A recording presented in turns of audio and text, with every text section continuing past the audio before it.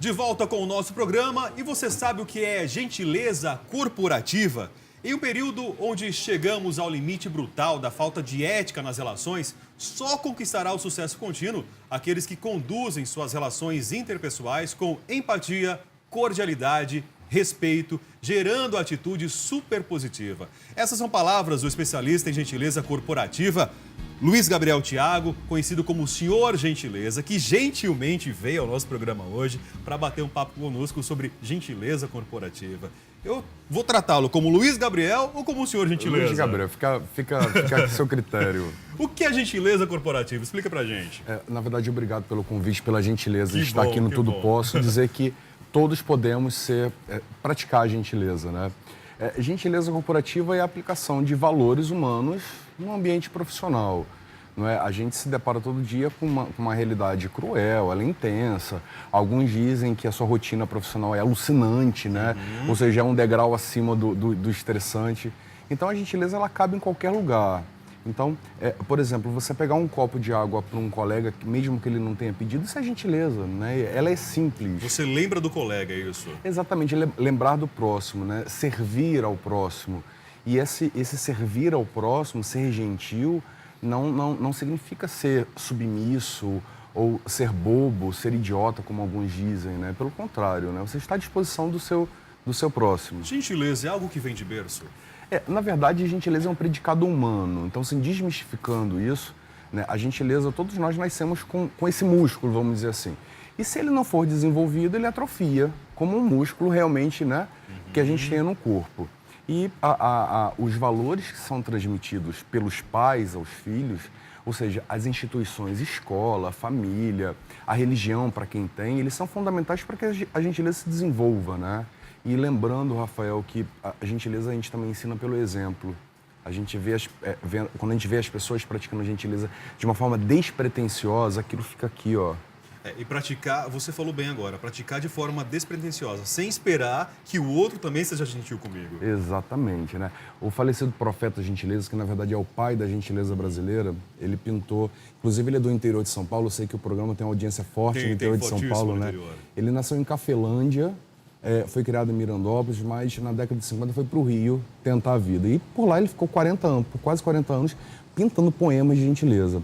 Ele dizia que gentileza gera gentileza. E a gentileza, ela é muito simples, ela não exige requinte. Então, a verdadeira gentileza é quando você pratica sem esperar nada em troca. Não é? E o curioso é que a física quântica já comprovou que essa frase ela é verdadeira. Ou seja, nós temos uma energia no nosso organismo que é chamada de energia estática, que ela atrai outras pessoas gentis. Olha aqui. O gentil convive com o gentil, é muito comum isso. Exatamente, os semelhantes se atraem, né? Isso não é espiritualidade, não é força do pensamento, isso simplesmente é orgânico. Ou seja, quando você pratica a gentileza, não é, o teu cérebro ele faz um disparo de endorfinas, não é, do bem-estar, que te causa um bem-estar, e essa energia estática ela acaba atraindo outras pessoas gentis. A gentileza é capaz de mudar o ambiente corporativo? Eu chego para trabalhar num ambiente completamente hostil, onde o chefe maltrata os subalternos, onde os próprios subalternos ali, os empregados não se entendem, mas eu chego com o meu espírito completamente inovador, eu quero mudar aquela realidade. Com a minha gentileza, eu posso fazer isso? Deixar bem claro que não existe falsa gentileza. A pessoa é gentil realmente, né? De uma forma natural. Então, primeiro tem que haver uma transformação pessoal, ou seja, interior. Né? A gentileza, você se transforma, você precisa praticar para que ela se torne um hábito. E, através do exemplo, você acaba disseminando pelo seu setor, né? Os seus colegas vão se espelhando em você. E, através do neurônio espelho, que é o mesmo que copia o bocejo, quando alguém do seu lado boceja, né? Então, esse neurônio, ele também copia a prática da gentileza, né? E, depois de um tempo, você já percebe que, pelo menos, o seu setor, aquela sua área ali, ela tá mudando, as pessoas sentem, percebem. Muda o rendimento no ambiente de trabalho também? Pessoas gentis produzem muito mais. Né? Consequentemente, a empresa acaba faturando mais também, né? Agora, deixar também outra coisa muito clara, Rafael, a gente não pode praticar a gentileza esperando um retorno financeiro. Ela melhora o relacionamento interpessoal nas empresas, no trabalho, consequentemente o clima organizacional, a gente consegue transformar uma cultura e, em consequência disso, os resultados aumentam. Luiz Gabriel, as empresas se preocupam com essa situação de gentileza a ponto de querer treinar os funcionários para desenvolver a gentileza, para aflorar a gentileza que já vem naturalmente da pessoa? Tanto é que eu existo em função disso, na verdade. Você faz esse trabalho de treinamento? Eu faço exatamente isso. Em pleno século XXI, o cara é especialista em gentileza no trabalho, que absurdo, né? Mas a realidade é nua e crua aí fora, né? Realmente as pessoas estão se combatendo o tempo todo e competindo entre elas o tempo todo. E como que é o treinamento? Então, a gente tem alguns programas, né? Por exemplo, através de workshops, de role play, ou seja, games corporativos. E todos esses programas, eles estimulam a prática. Ou seja, a gente não ensina a gentileza, a gente simplesmente faz disparar um gatilho que todos nós temos e conscientizar, comover aquela pessoa a começar a prática da gentileza, para que ela se torne um hábito. Faça parte da sua vida. É desse seu trabalho que vem o seu segundo nome, Senhor Gentileza? Não, na verdade não. É? Na verdade, esse apelido, que é um presente de Deus, ele foi uma leitora de um blog que eu tenho até hoje, há muitos anos, e ela não sabia o meu nome. Ela foi comentar alguma coisa, colocou: olá, Senhor Gentileza. Aí os outros acabaram comentando também, como se me chamando de Senhor Gentileza, acabou ficando. E quando que essa prática se incorporou na sua vida, que você viu que isso, para você, é um negócio, né? E, ao mesmo tempo, você ajuda outras pessoas? Eu tenho dois motivos. Primeiro, eu tinha uma chefe que odiava, né? Lá vem. Eu tinha uma chefe que odiava, então ela me motivava a estudar a gentileza. Na verdade, foram pesquisas acadêmicas, né, de gentileza no trabalho, de mestrado e doutorado em educação. E eu voltei toda a minha pesquisa para a gentileza, ou seja, há a necessidade de se reeducar homens adultos no ambiente profissional com valores humanos. Né, falta bastante coisa: disciplina, limite, tolerância, paciência. Paciência muita. Né, a solidariedade que eles dizem, né, os teóricos dizem, ser proativo, ser solidário, você estender a mão, pegar um copo d'água, dividir uma tarefa, perguntar se você está bem. O ser humano, somos diferentes, uma pessoa é diferente da outra. E as pessoas não toleram muitas vezes a falta de prática de um colega de trabalho, não consegue entender os limites.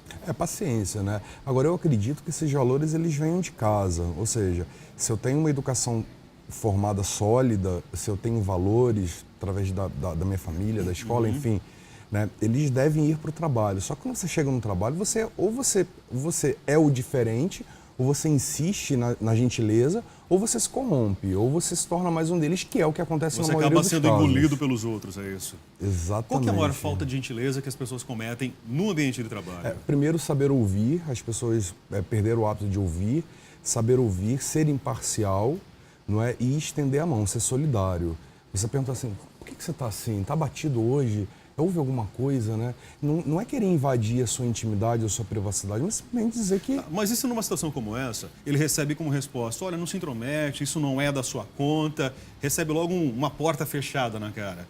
Ele deve insistir ou se acomodar? Não deve insistir, porque você tem que usar o bom senso, né? Você não precisa insistir com aquela pessoa. Agora, não desistir da gentileza.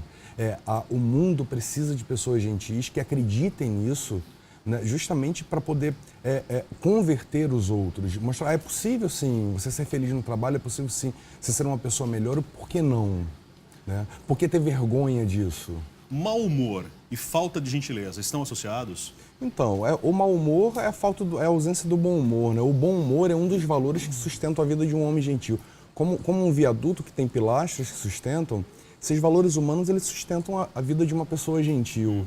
Né? O bom humor é indispensável, né? O riso é indispensável no trabalho. Julgar uma pessoa sem conhecê-la também pode ser uma falta de gentileza? Porque você não sabe o que aquela pessoa está passando.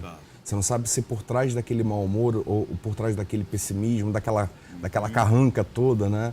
Se a pessoa está sofrendo algum problema, se ela perdeu alguém da família, se está com alguma dificuldade. Então, antes de julgar, nunca julgue, né? Mas sempre imaginar que aquela pessoa pode estar passando por um momento difícil, que às vezes uma palavra amiga é suficiente para transformar o dia dela, né? E o seu também. Bom, hoje nós falamos sobre gentileza corporativa, mas a gentileza se aplica em qualquer outro ambiente. Em casa, na rua, no ônibus, no transporte público. As pessoas podem e devem praticar, com certeza. Sim, o tempo todo, né? O tempo todo. Agora, e o curioso é que a gente vê pessoas gentis. Elas existem, elas estão por aí. Então, quando você se depara, por exemplo, no metrô, algum grosseirão, né? Sempre tem outra pessoa que pratica gentileza, que cede o seu lugar, que tira a mochila, que dá passagem. Que dá passagem. Não é? Dá passagem no metrô, acho que é o pior trauma que hoje tem. Mas elas existem, estão por aí. O que seria dos grosseiros se não fossem gentis? Abrir a porta do carro para uma pessoa idosa, para uma mulher. Pra Não é, qualquer um. não é questão de romantismo, não. É gentileza acima de tudo. É gentileza, boa educação, uma boa formação em valores humanos. Bom, e o Luiz Gabriel, ele também tem um livro aqui, Gentileza no Trabalho, conciliando sua vida pessoal com a profissão. Senhor Gentileza, o que é retratado aqui no livro? Na verdade, a importância de valores humanos para a conduta humana, né? Gentileza é um conjunto desses valores. Então, solidariedade, respeito, tolerância, disciplina, confiança, enfim, todos juntos, a gente chama tudo isso de gentileza e está tudo isso nesse livro. Bom, você tem um blog também, é isso? Eu tenho um blog que é o Gentileza no Trabalho, que é o blog que me deu o apelido de Senhor Gentileza. Ela está no Instagram também, Senhor Gentileza, Facebook Senhor Gentileza. É só me seguir que eu sigo de volta. E lá você naturalmente tem dicas das orientações necessárias. Todos os dias, e eu mesmo respondo todas as mensagens, comentários. Gentilmente responde tudo isso. Faço questão disso tudo. Posso mandar um beijo para minhas filhas? Deve, sem dúvida alguma. Marina e Luzia, papai te ama. Ama vocês, beijo para vocês. Quem é gentil é mais feliz? Sempre, sempre. A gente percebe o teu sorriso no olhar, no rosto, para falar desse assunto. A gentileza abre as portas da alma. A gentileza abre as portas da alma. Com essa frase, então, eu vou te agradecer. Obrigado. Encerrar aqui a nossa entrevista. Obrigado pela gentileza da presença. Obrigado sempre. Obrigado sempre. Obrigado sempre. O mundo precisa falar mais obrigado sempre. É verdade. Tá certo? Um abraço para vocês, sucesso. Nós vamos daqui a pouquinho para o nosso artesanato, mas eu quero lembrá-los que, gentilmente, outros convidados também estão conosco. Daqui a pouquinho a Suzy Camacho vem falar por que as crianças estão indo tanto nos consultórios psiquiátricos. O chefe Beno vem ensinar pra gente um doce alemão. Coisas boas, não é? É daqui a pouco aqui no programa, mas agora tem artesanato. Maria Cândida, é com você.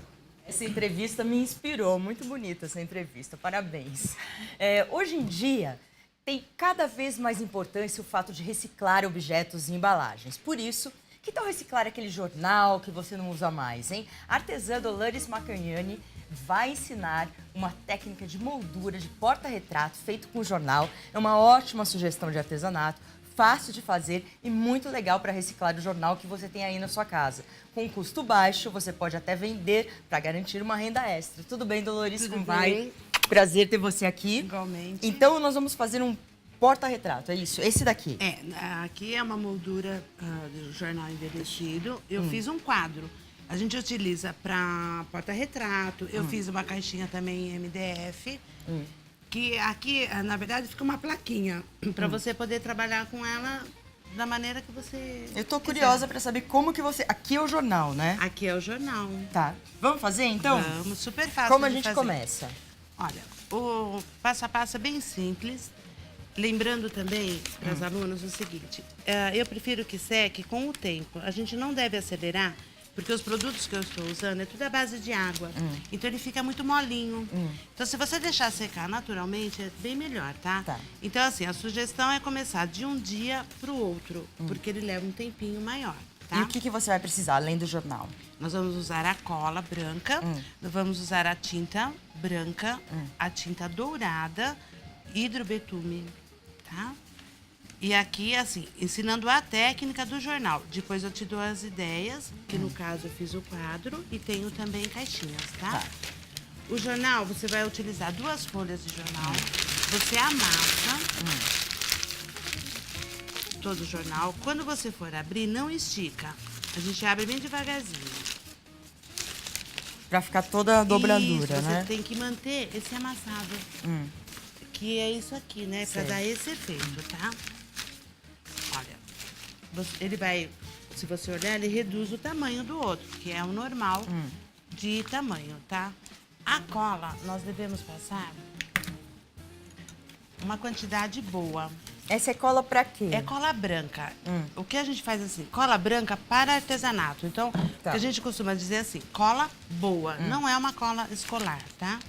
Olha, você passa em quantidade. Eu vou passar um pedacinho, né?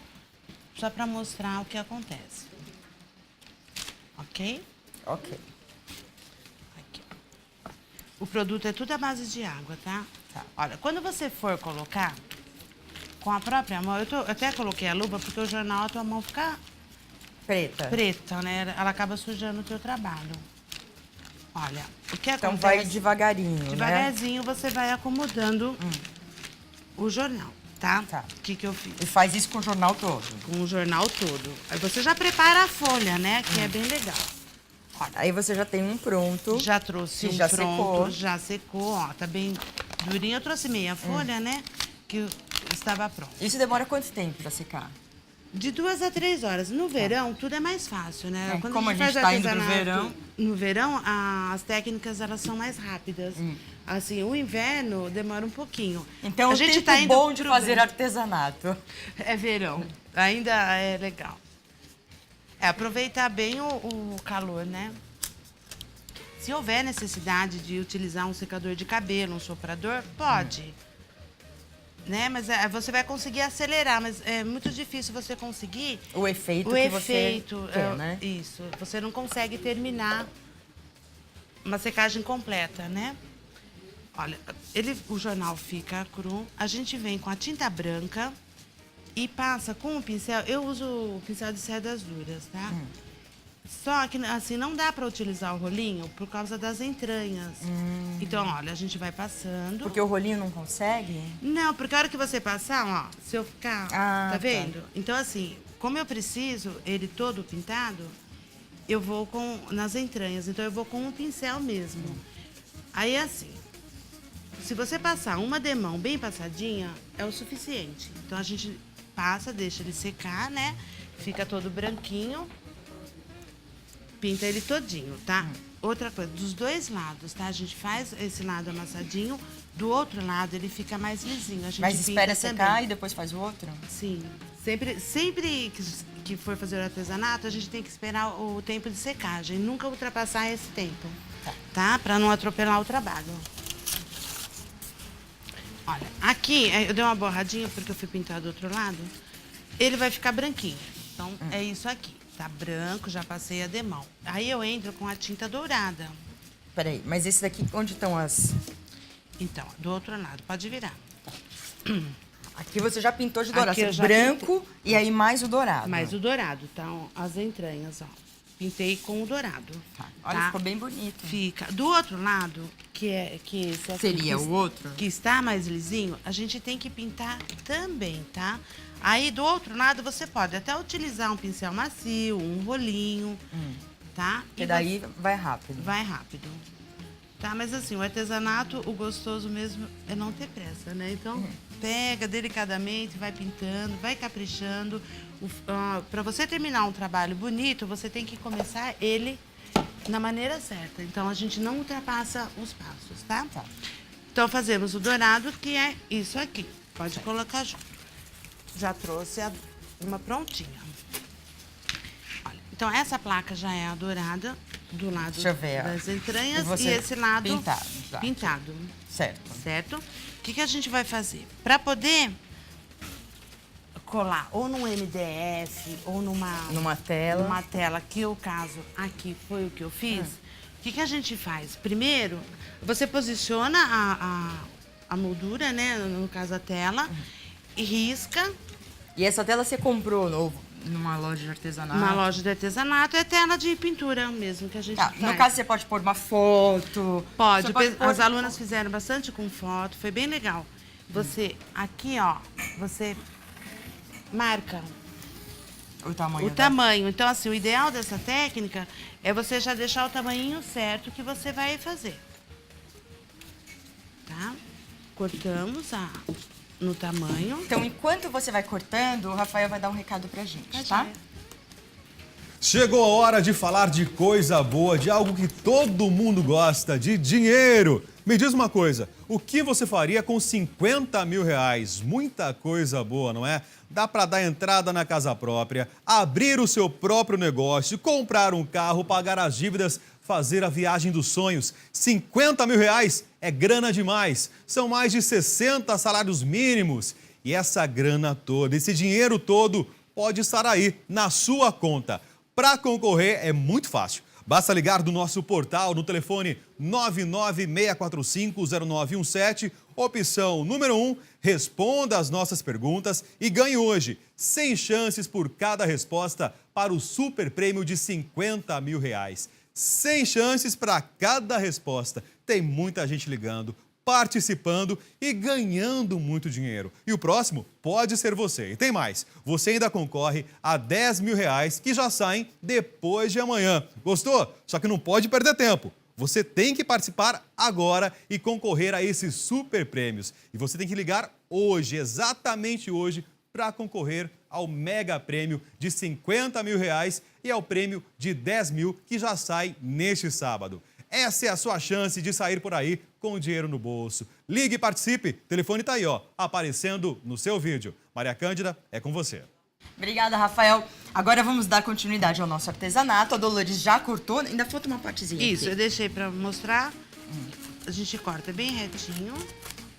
Então, já sinalizado, né? Você marca A moldura. que já fica o tamanho certo que você precisa, tá? Aqui, ó, se você ver o tamanho, é o que a gente tá precisando aqui, tá? Pra fazer esse efeito, o que nós vamos fazer? Virar ao contrário, tá? Tá vendo aqui? É onde você vai colar. Pra fazer esse efeito, a gente demarca o meio, um pouco no olhômetro, tá? Mas se a pessoa não tiver muito a direção, ela pode medir, né? E fazemos um corte. Esse corte, gente, eu brinco assim com as alunas, que é o corte da pizza. Porque você tem que cortar e depois cortar no meio de novo. Olha, deixando 2 dedinhos, 2 centímetros de cada lado, tá? A pessoa tem que ser boa pra ficar cortando assim, né? Se corta meio pro lado. Então, aí, ó, você faz o corte do meio. Se a gente deixar assim, vai ficar muito grande, então não dá pra fazer toda essa abertura. Aí, de novo, no meio, a gente corta, ó. Isso que eu falo, tá vendo? E aí você vai enrolar, né? Que nós vamos enrolar. Não, vamos mostrar, ela tá cortando. Mostra que ela cortou em 4 e agora ela tá dividindo os pedaços. Os de 4 ela tá cortando em 2. Isso.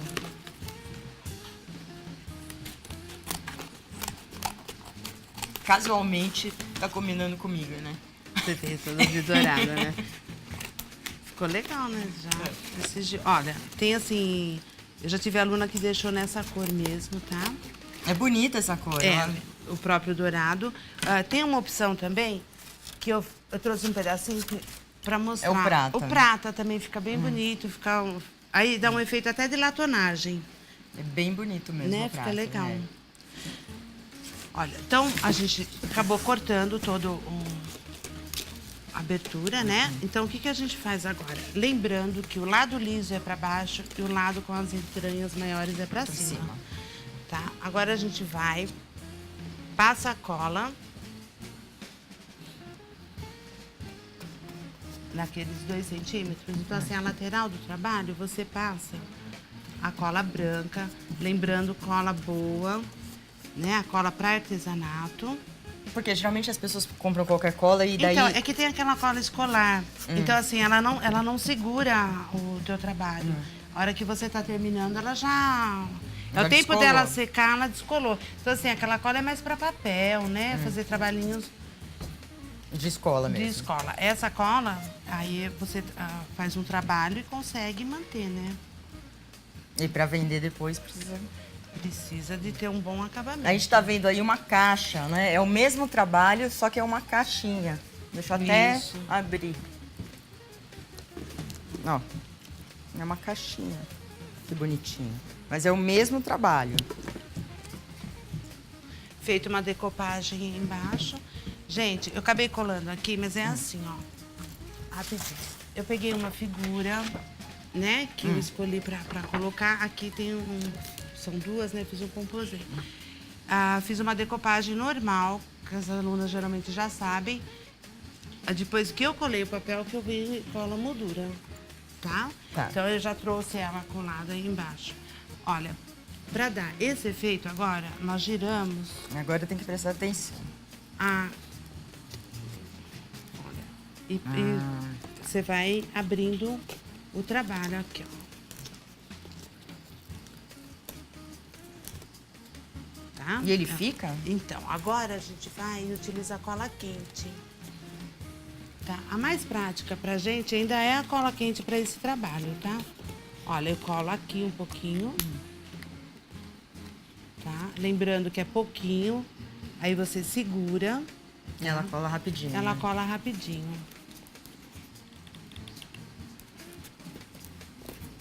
Essas colinhas, elas balam. Nossa, ninguém acredita que é de jornal isso, né? Fica bem bonito, né? Você sabe Você que inventou esse método? Não, eu achei essa aula, eu fiz em 2005, mais ou menos. Eu não tinha ateliê montado ainda. Aí, quando eu comecei a apresentar mais peças, aí eu comecei a ir atrás do que eu já sabia, né? E eu achei que era bem interessante eu trazer de volta essa técnica. E as pessoas têm gostado, né? Tem gostado, a gente faz bastante. Colocam fotos antigas também dos pais que já faleceram, tá? Mas deixa assim um retrô, né? Acaba fazendo. Olha, a gente vai virar ela todinha. Tá. Que é esse efeito aqui, ó. Então, daqui vai passar pra cá. Isso, sempre virando e já colando, tá? Aqui ficou menorzinha porque eu não segurei, né? A gente tem que ir segurando. Acho que dá pra fazer ver, né? calmamente. Você fez todo, virou todos. E aqui você fez metade, um amarelo e outros de outra cor. Então, o que eu fiz? Eu deixei assim mais pra terminar aqui mesmo. Agora, nessa fase, a gente vai usar o hidrobetume. Ah, então era Tá. tudo dourado. Inteirinho dourado. Então, ela veio, colei, abri todinha dourado, tá? Aí eu comecei a pintar com hidrobetume. O hidrobetume é a base de água, então também não estraga mão, trabalho. Olha, é só você passar Com pincel. com um pincel. Tá? Manter as mesmas riscas, né? Pra não marcar. Se você fizer assim, vai ficar diferente do que começou. Então, o que a gente faz é tentar manter o trabalho Na mesma linha. na mesma linha. Senão ele acaba assim, o meu ficou diferente. Então, tenta fazer, porque o pincel ele marca, né? Então você tenta fazer sempre na mesma direção, tá? Mas você poderia deixar dourado se quisesse, né? Sim, eu tive alunas que deixou dourado, tinham preferência pelo dourado. Porque a flor, inclusive, é amarela, né? É. Aqui, ó, porque agora, na verdade, a gente tá envelhecendo com o betume, né? Olha. Tá? Pra dar um acabamento, eu vim aqui na telinha também no painel e pintei aqui também, Pinta pra cá pra mim mostrar. né? Que foi igual tá o outro.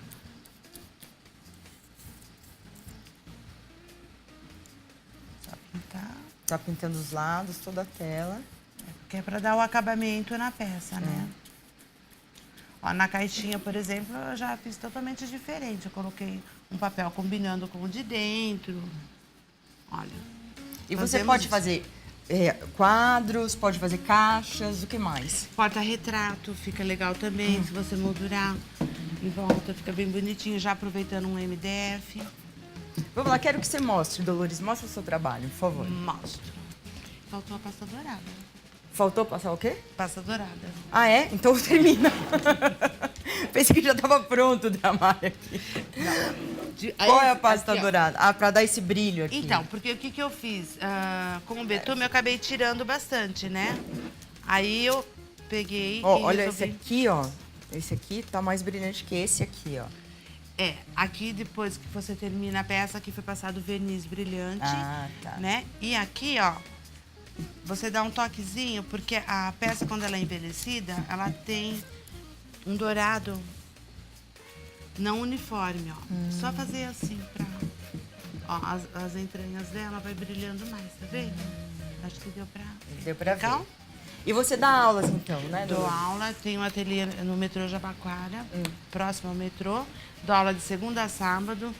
Essas técnicas e muitas mais. Muitas outras, né? A gente já viu bastante as suas caixas, todas as formas de fazer e tudo você fez algumas, né, estão lá com o jornal e outras são outras técnicas, eu trouxe né? uma só com o jornal, na verdade. Posso pegar? Pode. Essa aqui, ó. Eu fiz essa com o jornal, ó, já ficou mais clarinho, né? Aí embaixo eu utilizei um papel para dar uma combinação na peça. E você demora quanto tempo para fazer uma dessa? Uma dessa? Umas 3 horinhas. E dá para vender por quanto? Essa daqui eu vendo a 55. E quanto que custou para fazer? O preço de custo dela sai R$18 mais ou menos. Então dá para ter um bom lucro. Dá, né? porque é uma técnica demorada também. Assim, o artesão ele tem também que valorizar o seu tempo de trabalho, né? Porque quando você somar o que você gastou e não cobrar o teu tempo, a gente não consegue se manter. É verdade. Então você tem sempre que acrescentar o tempo de trabalho. Então tem técnicas mais baratas, caixinhas mais rápidas e técnicas mais elaboradas, a gente cobra um pouquinho mais. Tá bom, Tá obrigada. bom? Obrigada, Volte eu. no Natal para ensinar várias coisas Volto, de Natal, porque eu já sim, vi que você adorei. colocou um Já. negocinho de Papai Noel É bem aí. legal, né? Volto sim. Tá bom, obrigada, gente. Rafael. Hora de informação aqui no nosso programa e o Sindicato da Indústria de Material Plástico do Estado de São Paulo, o Sindiplast, vai levar a polêmica envolvendo a distribuição de sacolinhas nos supermercados da capital paulista ao Supremo Tribunal Federal. Na prática, isso significa que o assunto poderá ser definido apenas daqui a alguns anos.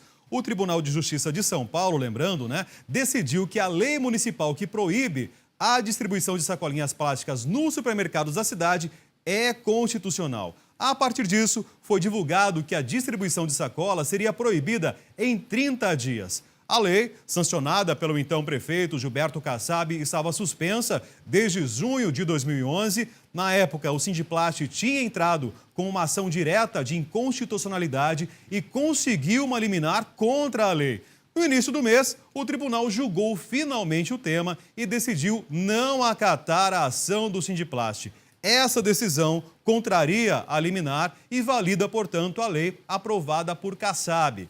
Assim que o acórdão da decisão for divulgado, o sindicato, então, vai levar o assunto ao STF. Caberá, portanto, ao Supremo decidir se os municípios têm competência para fazer leis sobre o tema. De acordo com o Tribunal de Justiça de São Paulo, agora cabe à Prefeitura, aqui da capital, decidir se vai regulamentar a lei ou dar um prazo de adaptação aos supermercados. É uma história, como eu disse no programa de ontem, vai render e muito.